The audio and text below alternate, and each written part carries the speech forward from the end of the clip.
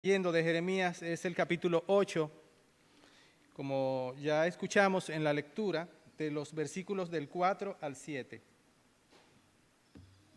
Así es que todos en nuestras casas, los que están conectados con nuestro canal y todos los que están aquí presentes en la iglesia, pueden buscar en sus Biblias en el libro de Jeremías, capítulo 8, versículos del 4 al 7.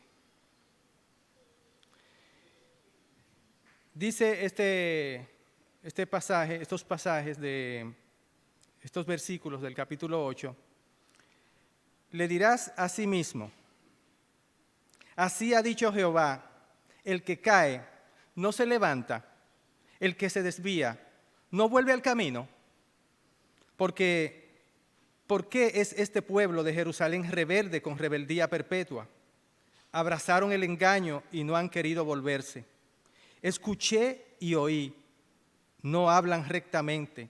No hay hombre que se arrepienta de su mal, diciendo, ¿qué he hecho? Cada cual se volvió a su propia carrera, como caballo que arremete con ímpetu en la batalla. Aún la cigüeña en el cielo conoce su tiempo, y la tórtola y la grulla y la golondrina guardan el tiempo de su venida. Pero mi pueblo no conoce el juicio de Jehová. Oremos. Amado Dios, Padre Celestial, pedimos tu asistencia, Señor, en esta mañana. Que tú nos llene con tu Espíritu, nos rebose, para que podamos ser instruidos en tu palabra y podamos crecer en el conocimiento de ti y de tu Hijo Jesucristo. Queremos, Señor, pedirte que sea tu palabra y no la nuestra la que se predique, y que sea tu palabra siempre la que pueda permanecer constantemente en esta prédica, para que así podamos entender tu mensaje, Señor. Te pedimos que sea de bendición para cada uno de los que se encuentran aquí presentes y para aquellos que están en sus casas escuchando este mensaje, Señor. Son cosas que te pedimos en el nombre de Jesús. Amén. Muy bien. Estamos leyendo en Jeremías, el libro de Jeremías. La verdad es que es un libro fascinante. A mí me encanta el libro de Jeremías. Yo he visto una película de Jeremías que hay en YouTube como 5 o 6 veces, y he visto otras unas cuantas veces que vienen en CD. Y la verdad es que la vida de Jeremías es interesante. Su libro está muy conectado a su vida. Es un profeta que predica como si fuera una autobiografía de él y de su trabajo y su llamado con Dios. Jeremías es llamado a predicar en el año 626 a.C. Este es más o menos el tiempo en que nosotros podemos tener una referencia. Por ejemplo, voy a poner un ejemplo. Cuando Colón vino a América, que descubrió América, hasta la fecha de hoy, hace aproximadamente el mismo tiempo que antes de Jesucristo y la prédica de Jeremías. O sea, podemos tener una idea, y yo quiero hacer la referencia porque esto nos puede ubicar a nosotros en el tiempo de la profecía de Jeremías y cómo este hombre de Dios, 626 años antes de la llegada de Jesucristo, tomó como si fuera un telescopio, hizo profecías que se cumplieron inmediatamente en ese momento. Dios les reveló su propósito para aquellas generaciones, pero también era como mirando hacia el futuro y se ubica en estos mismos tiempos, porque vamos a ver esas conexiones dentro de la prédica. Pero bien, ese fue el año en que él fue llamado a predicar, fue el año 13º del reinado del rey Josías, y comenzó a predicar alrededor de los 20 años. Cuando él tenía como 20 años, fue el llamado de Jeremías que Dios le hizo para que fuera su profeta. En los versículos 2, en el versículo 2 del capítulo 1, dice así: palabra de Jehová que vino en los días de Josías, hijo de Amón, rey de Judá, en el año 13º de su reinado. En el mismo libro se nos da la explicación y se nos dice con detalle cuándo comenzó el profeta Jeremías a servirle al Señor por medio de su llamado. Así es que aquí mismo en el libro, en el capítulo 1, en el versículo 2, dice exactamente que fue que vino palabra de Jehová en los días de Josías, hijo de Amón y rey de Judá, en el año 13º de su reinado. Bien, dentro del contexto también podemos ver que la nación de Israel se encontraba dividida. Era una época en que el pueblo de Israel tenía dos reinados, dos reyes, fruto de una división que se produjo por una contienda entre un exiliado y un rey que era hijo de Salomón. Entonces se crearon conflictos y problemas por la dureza del corazón del hijo de Salomón con relación a la petición del pueblo y los impuestos, y ahí comenzó un problema que desenlazó toda la situación hasta llegar a una división del reino de Israel, y de verdad que es penoso como un pueblo que fue llevado a la tierra prometida y que luchó y tuvo su apogeo y su auge en el reinado de David y en el reinado del hijo de David, en Salomón, terminara en una división. Ese era el contexto de la situación en el tiempo en que Jeremías fue llamado. Por lo tanto, Jeremías estaba en la parte de Judea, el reino estaba dividido entre Judea e Israel, y estaba uno al norte y otro al sur.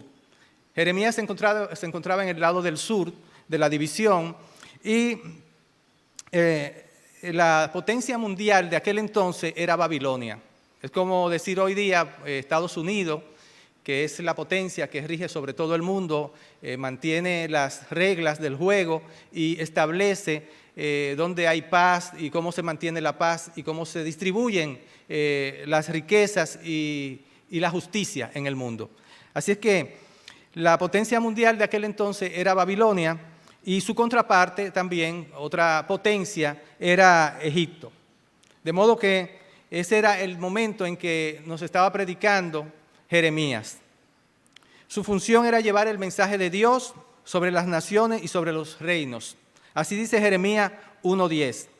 Si vamos al capítulo 1 y vemos los versículos 10, el versículo 10, dice: mira que te he puesto en este día sobre naciones y sobre reinos, para arrancar y para destruir, para arruinar y para derribar, para edificar y para plantar. Así es que Jeremías fue llamado por Dios para predicar su palabra, para profetizar a las naciones, y en ese mismo día que él fue llamado, fue encargado de que llevara su mensaje desde ahí en adelante a no solamente su país, su nación, sino a las otras naciones, a los reyes de ese tiempo.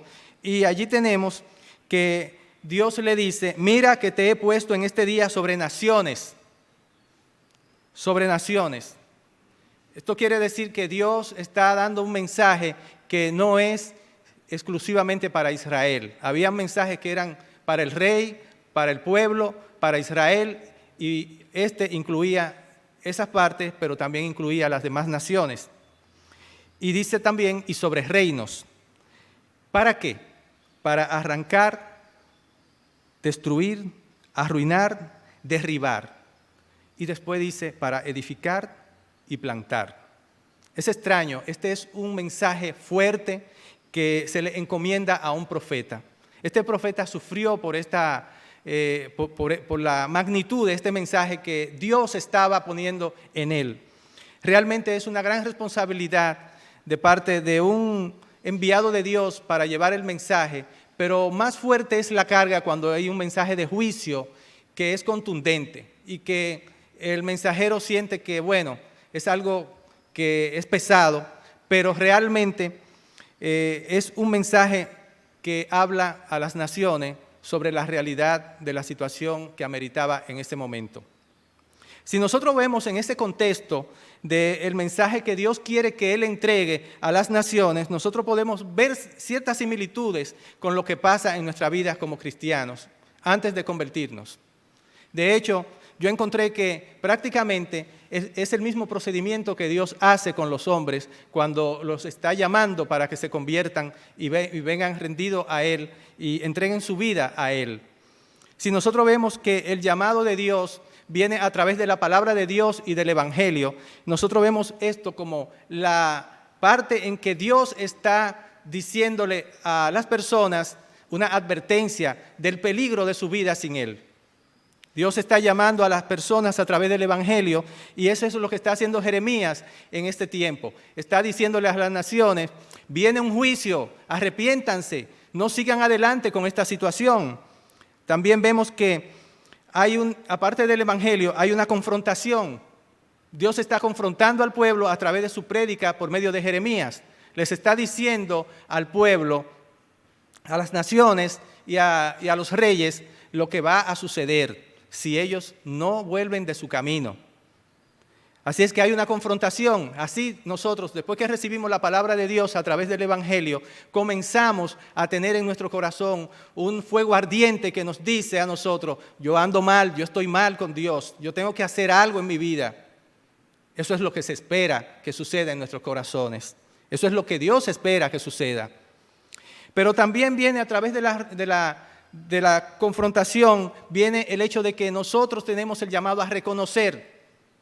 Siempre debemos reconocer. En este proceso hay que reconocer que nosotros somos pecadores, que estamos equivocados. Después viene el arrepentimiento, el llamado del arrepentimiento.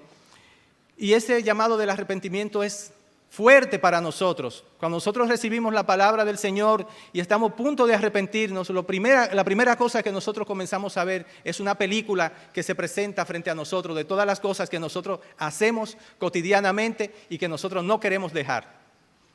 Nosotros decimos, bueno, yo me quiero convertir porque Dios me está llamando, yo siento la dulzura en el corazón de su palabra, siento el fuego ardiente de venir delante de Él, pero no obstante, yo tengo cosas que yo no quiero dejar. Me son duras dejarlas, pero hay que derribar, hay que quitar. Y en ese quitar, entonces, es que viene el proceso de la muerte. Nacer de nuevo, dice Jesús. Nadie puede llegar al reino de Dios sin nacer de nuevo. Así le dijo Jesús a Nicodemo. Nicodemo le preguntó, ¿qué hay que hacer para alcanzar el reino de Dios? Y él le dijo, hay que nacer de espíritu y de agua y de espíritu. Y le dijo, hay que nacer de nuevo. De hecho, después que viene el derribar todas esas cosas que nos impiden prácticamente dar el paso adelante de nuestro arrepentimiento hacia la entrega del corazón a Dios, entonces viene la nueva vida en Cristo. Y es esta vida que llevó Jeremías, que no es fácil, que mucha gente cree que es solamente de bendiciones y de una vida linda. No. Es una vida que no es fácil porque tenemos la encomienda de seguir adelante llevando el mensaje de Dios con toda verdad. Y eso implica muchos conflictos y muchos problemas con la sociedad, con los que nos rodean, con nuestra familia. Y Jesús mismo dijo, yo no vine a traer paz, sino contienda entre las familias. ¿Por qué? Porque el que recibe el mensaje del Evangelio se convierte en una persona que comienza a predicar y a dar testimonio de la verdad de Dios y esta verdad no concuerda con la mentira del mundo. Así es que el proceso es arrancar, destruir, arruinar, derribar, pero después edificar. Dios nos hace nacer de nuevo y también nos va a plantar, nos da una nueva vida en Cristo. Glorificado sea Dios por esto. Así es que este es el proceso del contexto en que se encuentra Jeremías. Y hay algo más todavía. En Juan 12:24 dice, en verdad os digo, que si el grano de trigo no cae en tierra y muere, queda él solo. Pero si muere, produce muchos frutos. El que ama su vida la pierde, y el que aborrece su vida en este mundo la conservará para vida eterna. Así es que el mensaje de Jeremías era prácticamente este mismo mensaje que Jesús da hoy día, que nosotros tenemos que llevar a las naciones, a los vecinos, a las familias, a todo el que nos rodea. Es un mensaje de muerte y de vida. De muerte para condenación o de muerte para vida eterna, para salvación. Y este es un mensaje crudo, fuerte, a la gente no le entra tan fácil, ni en aquellos tiempos ni en este tiempo. Los mensajes de Dios por medio de Jeremías no eran amables ni positivos. ya que los judíos estaban desastrosamente cerca de dejar de ser fieles a Dios. Por medio de Jeremías, el Señor estaba llamando a que regresaran a Él antes que se desatara el caos. Así es que estamos entrando en un mensaje que es fuerte. Estamos llegando a la parte dura del menú, donde nosotros vamos a ver que la situación que se presenta de juicio no es halagüeña. El propósito del libro se puede resumir en el hecho de que Jeremías escribió este libro como un anuncio de juicio a Israel y a las naciones vecinas. Un llamado de Dios a arrepentirse para no sufrir este juicio. La verdad es que tenemos muchas conexiones con nosotros en estos contextos que hemos mencionado. Vamos a decir, por ejemplo, en el entorno de nuestro trabajo, por decir uno de los entornos. En el entorno de nuestro trabajo nosotros sabemos que tenemos polémicas, tenemos luchas, competencias. Hay personas que quieren nuestro puesto, nosotros queremos el puesto de otro. Hay una situación de mantenernos en el trabajo y hay una situación de que probablemente alguien más competente quiera nuestra posición. Si somos personas que estamos vendiendo un producto, tenemos competencias. Si somos personas que queremos incluso vender nuestra calidad moral y decir que nosotros somos los mejores del mundo, encontramos personas que nos señalan siempre y nos dicen, usted tiene algo de malo y yo soy mejor que usted. Siempre tenemos competencia, siempre tenemos situaciones difíciles a nuestro alrededor que siempre se están oponiendo en nuestras vidas. La situación de Jeremías era similar. Jeremías se encontraba en un entorno en donde él iba a llevar el mensaje de Dios, pero su entorno no era nada fácil, era un entorno hostil. ¿Qué teníamos delante de Jeremías? Reyes, pueblo, naciones y personas que decían, no, pero este tipo está diciendo una cosa que no nos trae felicidad, que nos dice que nosotros vamos a ser castigados y que tenemos que dejar de hacer las cosas que nos gustan y que tenemos por costumbre. Regularmente, este es el problema de nosotros. En nuestro entorno de trabajo también tenemos problemas, no solamente de que alguien quiere nuestro empleo o nuestra posición, sino de los chismes, de las situaciones. Y si somos cristianos, como lo somos nosotros, los que hemos recibido a Jesucristo, es peor el asunto. Porque entonces siempre dicen, pero este no dice que es cristiano. Y en eso se basa el que nos señalen a nosotros. Toda la medida viene por esta situación. Créanme que Jeremías vivió una situación bien dura por proclamar la palabra de Dios. En primer lugar, vamos a ver el primer punto de este mensaje que yo titulo Reconociendo nuestros problemas. El primer punto es que la gente está equivocada. Regularmente la gente cree que está bien. Regularmente la gente se encuentra siempre en una posición en donde está mirando adelante, al futuro, está haciendo cosas, sabe que hay cosas que le van mal, otras que le van bien, pero la gente no mira su corazón. La gente solamente mira las cosas que están externas a ellas. Y de hecho, el pueblo de Judá estaba equivocado. Creían que el templo los protegía del castigo de Dios. Fíjense qué cosa más interesante. Los habitantes del pueblo de Judá creían que ellos no podían recibir ninguno de los castigos que Jeremías le estaba diciendo. Ellos decían, este habla mentira, este profetiza eso, pero los profetas del templo y los profetas del rey decían paz, paz, paz, decían que no había ningún problema. Porque ellos decían, cuando el rey le preguntaba, ¿y por qué tú dices eso? Y ellos decían, porque nosotros tenemos el templo y tenemos la ciudad de Israel y tenemos el rey que fue puesto por Dios. Y ellos estaban equivocados. Ellos creían que no podían recibir el castigo de Dios.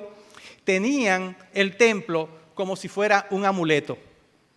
Ustedes saben lo que es un amuleto, ¿verdad? Un amuleto es una cosa, un objeto que nosotros le conferimos a través de nuestra fe un poder especial y creemos que eso es lo que nos trae a nosotros suerte.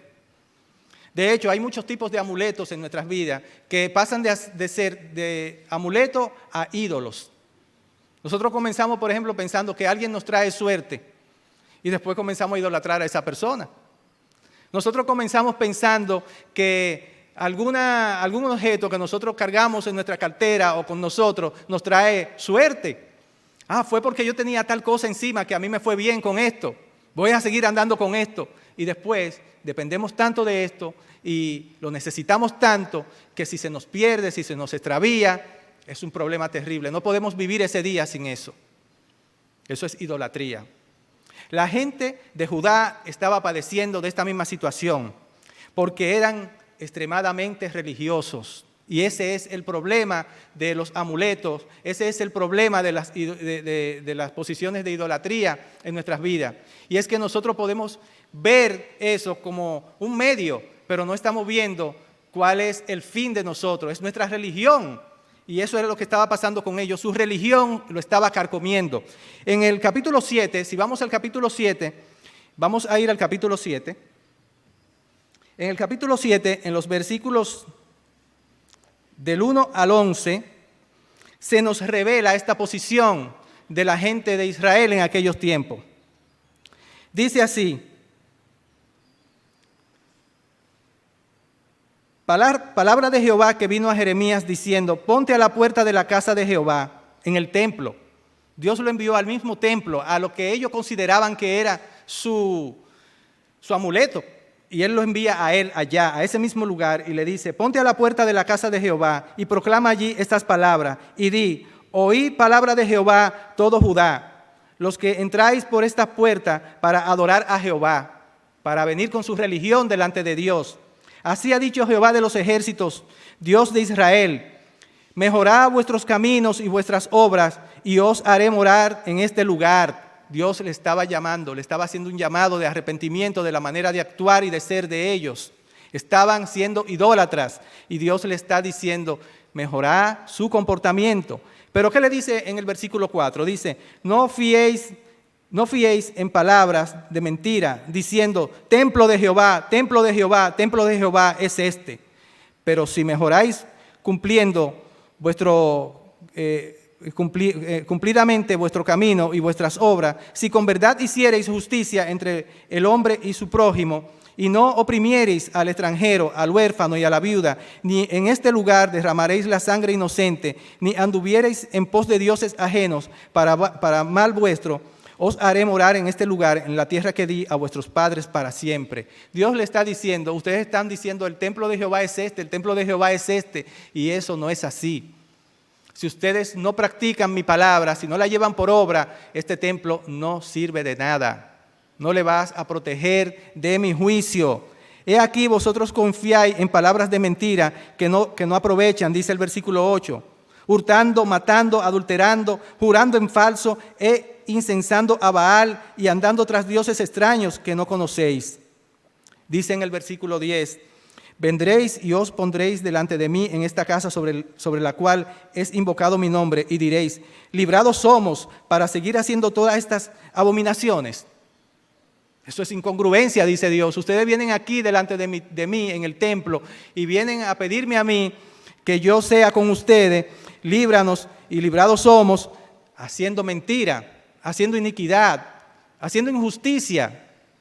De modo que Dios les está diciendo a ellos, su amuleto y su religión no lo va a salvar del juicio. Y nosotros tenemos que mirar cuál es nuestra religión y cuáles son nuestros amuletos dentro de nosotros. Porque algo está pasando en esta era. Y por eso yo hablé del telescopio que tiene Jeremías en aquella época. Él no solamente le estaba diciendo a aquella nación lo que estaba pasando, sino que estaba mirando hacia el tiempo perpetuo por delante en que se cumplirían también esta profecía cada día en la vida de los cristianos. El segundo punto, antes de pasar al segundo punto, quiero decirle que Dios siempre está confrontando el pecado con la verdad. Nosotros no vamos a esperar de Dios que Dios nos confronte con un pañito tibio. Tenemos que entender que cada vez que nos dicen palabras duras sobre nuestro comportamiento, los hermanos, las personas que son creyentes, incluso hasta un impío puede usar Dios para decirnos a nosotros lo que está pasando en nuestras vidas. Y nosotros muchas veces decimos, pero un impío no me puede decir esto a mí. Pensemos en esto, Dios está confrontando nuestro pecado diariamente y es con su verdad. En el punto 2 quiero decir y aumentar un poco este concepto sobre la confrontación de Dios. Dios, para confrontarnos, hace algo terrible que a nosotros nos duele. Y es que Él desenmascara nuestra actitud rebelde con dos preguntas. Él siempre actúa de manera justa y recta. Dios es completamente justo, absolutamente justo. Y Él no nos va a confrontar a nosotros ni con mentiras, ni con pañitos tibios, ni tampoco respetando nuestro dolor. Él le pregunta al pueblo, el que se cae, ¿no se levanta? Esta es la pregunta que él hace en Jeremías 8. Él le pregunta al pueblo, el que se cae, ¿no se levanta? Miren, cuando yo me he caído en la calle, lo primero que yo hago es que en un segundo yo me pongo de pie, porque yo digo, se van a reír de mí. Y de hecho, todo el que se cae, hasta el hijo de uno se ríe. Yo no sé si a ustedes les ha pasado eso. Yo no me he podido contener a la risa de mi abuelo cuando se cae, de la risa de cuando mi abuelo se cae. No me puedo contener, porque yo no sé qué es lo que causa risa de cuando una persona se cae en el ser humano. No sé qué es. ¿Será que nosotros tenemos prefijo en nuestra mente que el hombre siempre debe estar de pie o sentado o en una posición correcta? Pero caerse, eso es como vergonzoso. Y de hecho, todo el que se cae causa risa. A uno le da risa inmediata. La primera reacción del que está al lado de uno es reírse. Y si se asombra es con risa también. De modo que eso es una reacción que causa el caerse. Pero realmente, vamos no al que está mirando, sino al que se cae. El que se cae no quiere quedarse ahí. Lo primerito que hace es que se separa. Y si no puede porque ya tiene algún problema físico, es viejito, lo que sea, lo primero que dice es ayúdame, que me caí, ayúdenme. Y busca ayuda. El que se cae no quiere pararse de donde se cae. Miren, el pueblo de Judá se caía y continuaba cayendo. Y continuaba cayendo espiritualmente. Y caía, y iba de una idolatría a otra, de una injusticia a otra, de una mentira a la otra. Su rey mentía, su rey era injusto, sus líderes eran injustos. Y ellos seguían cayendo. Y se le predicaba la palabra de Dios y se le confrontaba. Y ellos no miraban hacia arriba para pedir ayuda. Ellos decían, templo de Dios, tú nos proteges. Así era que ellos estaban actuando. Ellos estaban mirando su religión y no estaban mirando su